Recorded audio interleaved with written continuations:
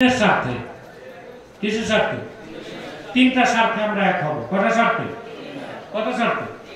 ইসলামের সুমহান স্বার্থ রক্ষায় আমরা ঐক্যবদ্ধ হয়ে যাব। মুসলমানদের মৌলিক দাবিগুলো আদায়ে আমরা এক হয়ে যাব। আমাদের দাবিগুলো কি আদায় হচ্ছে? দেশ স্বাধীনের 50 বছরেও আমাদের রক্তে পা রেখে অন্যরা ক্ষমতায় গিয়েছে, কিন্তু আমাদের দাবিগুলো আদায় করে না। 3, দেশের স্বাধীনতা অক্ষুণ্ণ রাখতে আমাদের এক হতে হবে। আজকে আমাদের স্বাধীনতা হুমকির মুখে। হুমকির মুখে কিনা বলেন? তাহলে প্রিয় ভাইরা, যে কথা বলছিলাম, এই তিনটা স্বার্থের বিরুদ্ধে কাজ করতেছে বাংলাদেশে 3টি অমুসলিম সম্প্রদায়। কয়টি? তার মধ্যে সবচেয়ে জঘন্য হচ্ছে কুখ্যাত কাদিয়ানী সম্প্রদায়। নিঃসন্দেহে তারা কাফের এবং অমুসলিম। তাদেরকে যারা কাফের বলবে না, তারাও কাফের, কারণ তারা আল্লাহর আখির নবী মুহাম্মদ সাল্লাল্লাহু আলাইহি সাল্লামকে আল্লাহর শেষ নবী হিসেবে বিশ্বাস করে না। চিল্লায় বলেন নাউজুবিল্লাহ। এই জন্য তারা কি কাফের? তাদেরকে যারা কাফের বলবে না, তারা কি কাফের।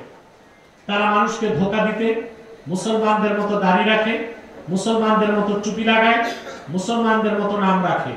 তাই বলি কি তারা মুসলমান হবে?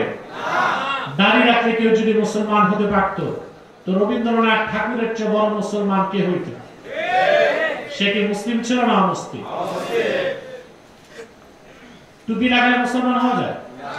দিল্লি পার্লামেন্টে হিন্দু এমপিরাও তো টুপি লাগায়, মুসলমান হবে? নাম রাখলে মুসলমান হওয়া যায়? এক শয়তান বোতলে পেশাব করে উপরে লেবেল দিছে শরবত, শরবত হবে? ভিতরে কি? তদ্রুপ কাদিয়ানীরা কাফের। আব্দুল আউয়াল, আব্দুল সামাদ, মুবাশশির আলী, কবির চৌধুরী, শাহরিয়ার কবির আর নিঝুম মজুমদার, এসব নাম রাখার দ্বারা তারা মুসলমান হতে পারে না। আমার ভাইরা, আমার বন্ধুরা, আমার আল্লাহ ও নূর নবীজি আমার মুহাম্মদ মুস্তাফা সাল্লাল্লাহু আলাইহি সাল্লামের ইসলাম ও কোরআনের হাজার হাজার হাজার বছর পরে বর্তমান ভারতের কুখ্যাত পাঞ্জাবের কুখ্যাত গুরুদাসপুরের কুখ্যাত কাদিয়ানে ইংরেজ আমলে এক শয়তান নিজের নবী দাবি করছে। চিল্লায় বলেন নাউজুবিল্লাহ। শয়তানটার নাম রেখেছিল তার বাপ মির্জা গোলাম আহমদ কাদিয়ানী। সাবধান, তাকে গোলাম আহমদ বলা যাবে না, কারণ গোলাম আহমদ অর্থ আহমদ এর গোলাম। কোন কাফের কোনদিনও গোলাম আহমদ এর গোলাম হতে পারে না। আর কাদিয়ানের কাযযাব ছিল শেষ দরজার কুখ্যাত কাফের। সে গোলাম আহমদ এর গোলাম ছিল না, সে ছিল কুখ্যাত শয়তানের কুখ্যাত গোলাম। কাদিয়ানের কাযযাব, মিথ্যা নবুয়তের দাবিদার, ইংরেজদের পা চাটা গোলাম মির্জা গোলাম শয়তান কাদিয়ানীর উপর গজব এসেছে 1908 সালে। যখন গজব এসেছে, কাদিয়ানের কাযযাব, মিথ্যা নবুয়তের দাবিদার, ইংরেজদের পা চাটা গোলাম মির্জা গোলাম শয়তান কাদিয়ানী 1908 সালে ধ্বংস হয়ে কুখ্যাত জাহান্নামের কুখ্যাত কুকুরে পরিণত হয়েছে। তার অনুসারীরাও ধ্বংস হয়েছে। বর্তমানে কিছু কাদিয়ানী বাংলাদেশে আছে। ইতিমধ্যে তারা 100 সেন্টার করে ফেলেছে। সবচেয়ে দুঃখজনক, তারা ইহুদি খ্রিস্টানের চেয়ে নিকৃষ্ট কাফের হয়ে নিজেদেরকে মুসলিম দাবি করে। তারা মুসলিম হতে পারে না, তারা অমুসলিম এবং কাফের সম্প্রদায়। আর তাদের উপাসনালয়কে মসজিদ বলা যাবে না, সেটাও অমুসলিমদের উপাসনালয়ের মতো শয়তানি আস্তানা ছাড়া কিছু নয়। দুঃখ এবং পরিতাপের বিষয়, আপনাদের গাজীপুরে তারা আস্তানা গড়ে তুলেছে এবং মাঝে মধ্যেই তারা গোপনে জঙ্গলের ভিতরে কাদিয়ানী কাফেরেরা অনুষ্ঠান করে, মানুষকে বিভ্রান্ত করে এবং পথভ্রষ্ট করে। অতএব তাদের ব্যাপারে, তাদের নির্মূল করার জন্য, তাদের ফিতনা থেকে দেশকে রক্ষা করার জন্য সকল দলের মুসলমানকে ঐক্যবদ্ধ হতে হবে। রাজি আছেন? নাম পরিবর্তন করে করে তারা মিথ্যা পরিচয় দেয়। কখনো নিজেদের পরিচয় দেয় আহমদী জামাত, কখনো বলে আহমদিয়া জামাত, কখনো বলে আহমদী সম্প্রদায়, কখনো বলে আহমদিয়া সম্প্রদায়, কখনো বলে আহমদী মুসলিম জামাত, কখনো বলে আহমদিয়া মুসলিম জামাত। সাবধান, যত কাদিয়ানী ছিল আছে থাকবে, তারা কেউ আহমদী জামাত নয়, আহমদিয়া জামাত নয়, আহমদী সম্প্রদায় নয়, আহমদিয়া সম্প্রদায় নয়, আহমদী মুসলিম জামাত নয়। আহমদিয়া মুসলিম জামাত নয়, তারা শয়তানি জামাত, কুখ্যাত জাহান্নামের কুখ্যাত কুকুরের দল। আমাদের সকল দলের একটাই দাবি, অনতিবিলম্বে স্বাধীন বাংলায় শয়তান কাদিয়ানীদেরকে রাষ্ট্রীয়ভাবে অমুসলিম ঘোষণা করতেই হবে, করতেই হবে, করতেই হবে। এই দাবি আদায় যদি জানমাল দিতে হয়, কারা কারা প্রস্তুত আছেন হাত তুলে দিন।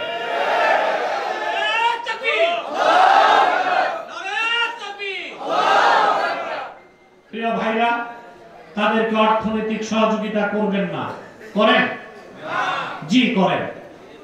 প্রাণ কোম্পানির যত জিনিস তাদের, সেজান কোম্পানির জুস তাদের, আর এফএল এর পণ্যগুলো তাদের। খান না, শুনছেন বলি তো খান না, বাকিদেরকে শোনাই দিবেন, আপনার মিডিয়াতে প্রচার করে দিবেন। প্রথম আলো, ডেইলি স্টার, কালের কণ্ঠ এগুলো তাদের। নৈতিক দায়িত্ব হিসেবে এগুলো ধরবেন না, কিনবেন না, বেচবেন না, মনে থাকবে। আরেকটি অমুসলিম সম্প্রদায় আমাদের সমাজে হানা দিচ্ছে, এটা হচ্ছে হিজবুত তাওহীদ। মারাত্মক এক ফিতনা। এদের আকীদা বিশ্বাস নামাজ হচ্ছে ব্যায়াম, ওযু থাকলেও নামাজ হবে, ওযু ছাড়াও নামাজ হবে। তারা বলে দাজ্জাল বলে কিছু নাই, আমেরিকায় দাজ্জাল। অথচ আমরা জানি কিয়ামতের আগে দাজ্জাল বের হবে, 40 দিন উৎপাত করবে। তাকে হত্যা করতে ঈসা ইবনে মারিয়াম আকাশ থেকে নামবেন, নবী পরিচয় না, উম্মতে মুহাম্মদী পরিচয়। দাজ্জালকে হত্যা করবে। এখন ঈসা যে আকাশ থেকে নামবেন, এটা অস্বীকার করলে ঈমান থাকবে না। কোন নির্দয় এটা বলতে পারে না, বলে দাজ্জালই তো নাই, তার মানে তো ঈসা নামার দরকার কি? এই আকীদা তারা প্রচার করছে। 3, তাদের আকীদা ছেলে মেয়ে প্রাপ্তবয়স্ক হলে বিবাহ বহির্ভূত লিভ টুগেদার হতে পারে। সবচেয়ে জঘন্যভাবে তারা আমার ভার্সিটির যুবকদেরকে ধ্বংস করে দিচ্ছে। এদের ব্যাপারে আপনাদের সোচ্চার হতে হবে। 3, আরেকটা মুসলিম সম্প্রদায় ইসলামের শত্রু, মুসলমানের শত্রু, দেশের শত্রু, এবং এই দেশে যারা বিজাতি আছে তাদেরও শত্রু। সেটা হচ্ছে খ্রিস্টান মিশনারি। এরা এখন হানা দিচ্ছে পার্বত্য চট্টগ্রামে। তাদের মাস্টার প্ল্যান হচ্ছে পার্বত্য চট্টগ্রামকে আলাদা করবে, আরাকানকে আলাদা করবে, ভারতের মিজোরামকে আলাদা করবে। 3টা মিলে একটা খ্রিস্টান স্টেট বানাবে, যা দেখতে খ্রিস্টানরা চালাবে, পিছনে ইহুদিরা থাকবে। তাহলে বোঝা যায় যদি এটা আমরা ঠেকাতে না পারি, তো ফিলিস্তিনের মুসলমানকে যেভাবে অত্যাচার করা হচ্ছে ইসরায়েলকে দিয়ে, খ্রিস্টান রাষ্ট্র করে বাংলাদেশের মুসলমানদের ভোগ্য হারাম করা হবে। কিন্তু এই ব্যাপারে রাজনীতিবিদরা মুখে কলা আর মূলা দিয়ে বসে আছে। তারা কোনো বক্তব্য দিচ্ছে না, দিলে আবার আটলান্টিকের ওপারে আব্বা নারাজ হয়ে যাবে। আব্বাকে বেজার করলে তার ক্ষমতায় যাওয়া যাবে না, এই জন্য তারা চুপচাপ। আমি আলেম ওলামাকে নিয়ে, আমার মতো যুবক যারা আমরা একত্রিত হয়েছিলাম, আপনারা দেখেছেন মিডিয়াতে, জাতিসংঘ মানবাধিকার কমিশন নিষিদ্ধের জন্য শাপলা চত্বরে একত্রিত হয়েছিলাম। জনসমুদ্র হয়ে গেছে, সরকার নড়ে চড়ে বসছে, জাতিসংঘ মানবাধিকার কমিশন বন্ধ করবে। পরের দিন কিছু আলেম সাহেব ডক্টর ইউনূসের কাছে যায় মুরিদ হয়ে গেছে, তারে খুশি করে দিছে, আমরা আপনার সাথে আছি। জাতিসংঘ মানবাধিকার কমিশন বসে গেছে, এখন আর সরানো যাবে না। তাই আমাদের এই চরিত্রগুলো ঠিক করতে হবে, আমাদের দেশের স্বার্থে এক হইতে হবে। হবে কি না? আপনারা কি চান খ্রিস্টান রাষ্ট্র হোক? এক থাকতে হবে না? তা আপনাদেরকে তো রাজনৈতিকভাবে এক হতে হবে, সকল মুসলমানকে এক হইতে হবে, রাজনৈতিকভাবে এক হতে হবে। 5 তারিখের পর আমরা চেয়েছিলাম স্বৈরাচার বিরোধী সমস্ত রাজনৈতিক শক্তি এক প্ল্যাটফর্মে থাকবে, কিন্তু দুঃখজনক আমরা দেখতে পাচ্ছি 2টি বৃহৎ দল, 2টি বড় স্টেক হোল্ডার, তারা দ্বন্দ্বে লিপ্ত। কিন্তু এই স্টেজে কোনো দ্বন্দ্ব নাই। এখানে বিএনপি নেতাও দাওয়াত পাইছে, জামাত নেতাও দাওয়াত পাইছে। তাহলে বোঝা যায় এক প্ল্যাটফর্মে আনতে হলে কোরআনের পথ ধরতে হবে। কি ধরতে হবে? কোরআনের পথ। নেতা যুদ্ধ না আছে কি না? বিএনপি নেতা কি? ডাক্তার নাই। আর জামাতের আমির সাহেব কই? চলে গেছে। আসছে তো? জি আসছে। এক প্ল্যাটফর্মে তো রাজনৈতিক ব্যানার এটা এক করা সম্ভব হইতো? কথা বলে এখানে যে রাজনৈতিক মঞ্চ করতাম, 2 দলের 2 নেতাকে আসতো? মাহফিল আল্লাহর কোরআনের আসছে কি না? তো কোরআনের পথ ধরে ইসলামের স্বার্থে এক হইতে হবে। যদি আমরা ইসলামের স্বার্থ রক্ষায় মুসলমানদের মৌলিক দাবি আদায়ে দেশের স্বাধীনতার প্রশ্নে এক হতে পারি, নির্ঘাত বলে দিচ্ছি আগামীর বাংলাদেশ ইসলামের বাংলাদেশ, আগামীর বাংলাদেশ আল কোরআনের বাংলাদেশ, আগামীর বাংলাদেশ মুসলমানের ঘাঁটি হবে ইনশাআল্লাহ। আল্লাহ আমাদের এই স্বপ্নকে পূরণ করুন, আমাদের মধ্যে দুশমনীকে কমিয়ে দিন, আমাদের মধ্যে ইত্তেহাদ ইত্তেফাক পয়দা করে দিন। আজকে এতটুকু, এখন আমি মুনাজাত করছি। আচ্ছা, মাদ্রাসায় দেওয়ার মতো কেউ আছেন নাকি? যদি থাকে মুনাজাতের পর দিয়ে যাবেন ইনশাআল্লাহ, ঠিক আছে? এখন যদি থাকে তো আপনারা পাঠান, আর রুমাল থাকলে পাঠান। আমার 3টি সিরিজ বই এখানে স্টেজে আছে। নির্বাচিত তাফসীর প্রথম খণ্ড, সূরা ফাতিহার তাফসীর, নির্বাচিত তাফসীর সূরা ইখলাস, সূরা ইনশিরাহ, দুটো সূরার তাফসীর এবং নিয়তের হাদিসের আলোকে পূর্ণময় জীবন গঠন, বুখারী শরীফের প্রথম হাদিসের ব্যাখ্যা, এটা নিয়ে যাবেন ইনশাআল্লাহ। আসুন আমরা ইস্তেগফার করি নি মুনাজাতের আগে, 11 বার ইস্তেগফার করুন।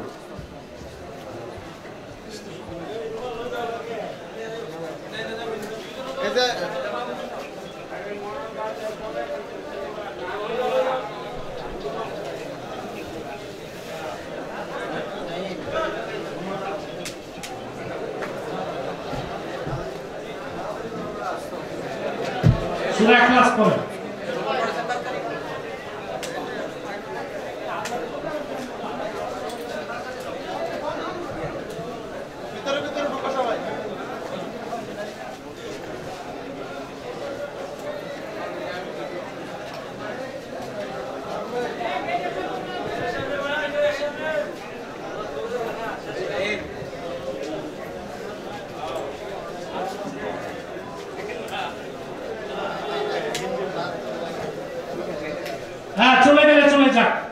বয়ান হয়ে গেছে, বক্তৃতাও হয়ে গেছে, মুনাজাত করব। যারা আউলিয়া কেরাম ওদের মুনাজাত লাগে না, ওরা চলে যাচ্ছে। ওলিয়া আল্লাহ যারা সব চলে যাচ্ছে, ওনাদের গুনাহ নেই তো। আমরা গুনাহগার, আমরা মুনাজাত করে যাব ইনশাআল্লাহ।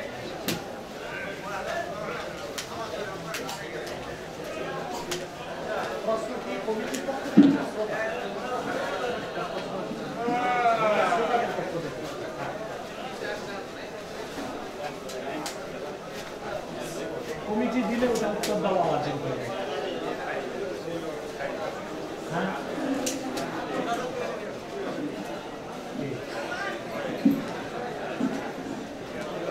আলহামদুলিল্লাহি রাব্বিল আলামিন ওয়াল আকিবাতু লিল মুত্তাকিন والصلاة والسلام على محمد صلى الله عليه وسلم رحمة للعالمين وعلى آله وصحبه أجمعين. الله تعالى جمعية النور الإسلامية মাদ্রাসা এতিমখানার উদ্যোগে আয়োজিত আজকের মাহফিলে তোমার অসংখ্য জাকের শাকের নেককার বান্দা নিয়ে হাত তুলেছি, পর্দার আড়ালের মা বোন নিয়ে হাত তুলেছি। আল্লাহ, এতগুলো মানুষের মধ্যে যার দুটো হাত তোমার ভালো লাগে আল্লাহ, তার দুটো হাতের বিনিময়ে আমাদের জিন্দেগীর সব গুনাহ মাফ করে দাও।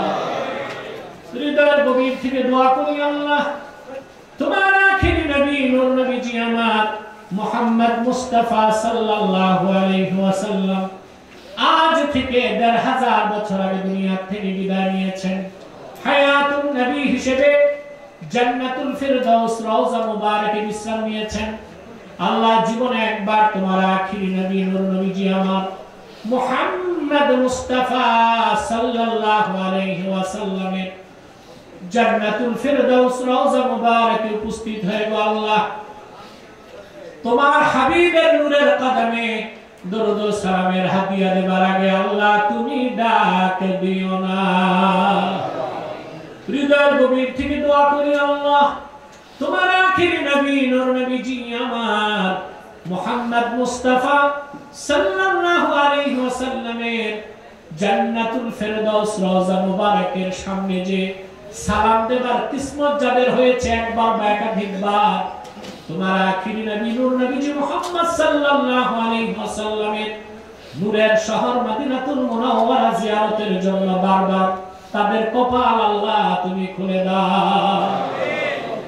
হৃদয় গভীর থেকে দোয়া করি আল্লাহ তোমার আখিরি নবী নূর নবীজি আমার মুহাম্মদ মুস্তাফা সাল্লাল্লাহু আলাইহি ওয়াসাল্লামের নূরের চেহারা মোবারক স্বপ্নে একবার দেখে গো আল্লাহ জান্নাত ওয়াজিব হবার আগে তুমি ডাক দিও না আল্লাহ একবার একাধিকবার যারা তোমার আখিরি নবী নূর নবীজি আমার মুহাম্মদ মুস্তাফা সাল্লাল্লাহু আলাইহি ওয়াসাল্লামের নূরের চেহারা মোবারক স্বপ্নে দেখার সৌভাগ্য লাভ করেছে জীবনে বারবার দেখার জন্য আল্লাহ তাদের কপালটা তুমি জান্নাতি কপাল বানায় দাও আল্লাহ আমাদের অনেকের বাবা নাই অনেকের মা নাই অনেকের বাবা মা একজন নাই যত মানুষের বাবা মা দুনিয়া থেকে বিদায় নিয়ে অন্ধকার কবরে চলে গেছে আল্লাহ সকল মুসলমান বাবা মার কবরকে আল্লাহ তুমি দয়া করে জান্নাতের বাগান বানায় দাও জামিয়াতুন নূর আল ইসলামিয়া মাদ্রাসার জায়গা যে দিয়েছে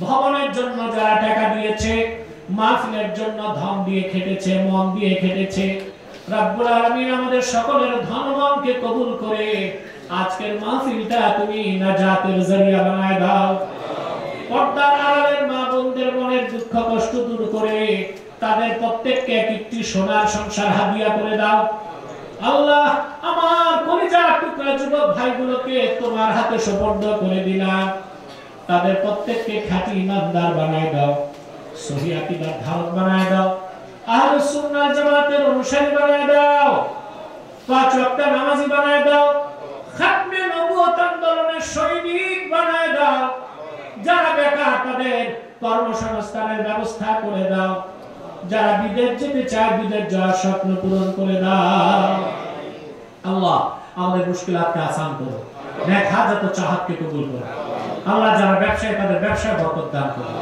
যারা চাকরিজীবী চাকরিতে সফলতা দাও যারা রাজনীতিবিদ তাদের রাজনীতিতে সততা ইনসাফ ন্যায়পরায়ণতার ভিত্তিতে রাজনীতি করার সুযোগ দাও জনসেবকদের আল্লাহ তোমার সন্তুষ্টির জন্য জনসেবা করার জন্য তাদেরকে ব্রতী করে দাও ভাইরা আমার একটি মিনিট সময় ছেড়ে দিলাম চক্ষুটা বন্ধ করুন দিলটা নরম করুন মাথাটা নত করুন আল্লাহর আখিরি নবী নূর নবীজি আমার মুহাম্মদ মুস্তাফা সাল্লাল্লাহু আলাইহি ওয়াসাল্লামের ওসিলা ধরে আল্লাহর কাছে চান যা চাইবেন তাই কবুল হয়ে যাবে সারা জীবনের গুনার কথা মনে করে মুনাজাতে আমার আল্লাহর কাছে আত্মসমর্পণ করে দুই ফোঁটা চোখের পানি ছটকা করে দিন দোয়াগুলো কবুল হয়ে যাবে গুনাহ মাফ হয়ে যাবে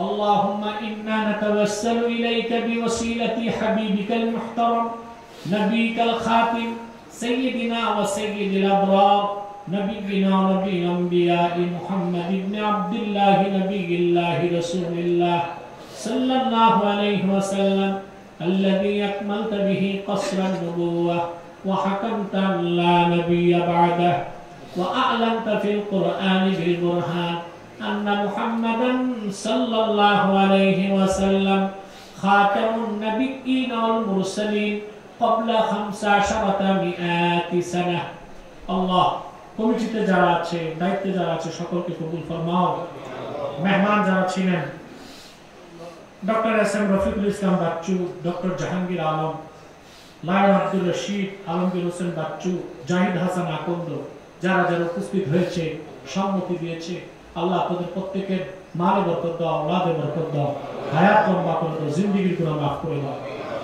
এখানে নুরুল ইসলাম ফাহিম এবং আহ্বায়ক মুফতি মাহমুদুল হাসান নাইম, তাদেরকে কবুল করো, নাইমের বাবাকেও কবুল করো, দ্বীনের খেদমতের জন্য দ্বীনের দায়ী হিসেবে কবুল করে নাও। সাল্লাল্লাহু তাআলা আলা খায়রি খালকি নবিয়িনা মুহাম্মাদিন নূরিল্লাহ ওয়া আলা আলিহি ওয়া সাহবিহি আজমাইন।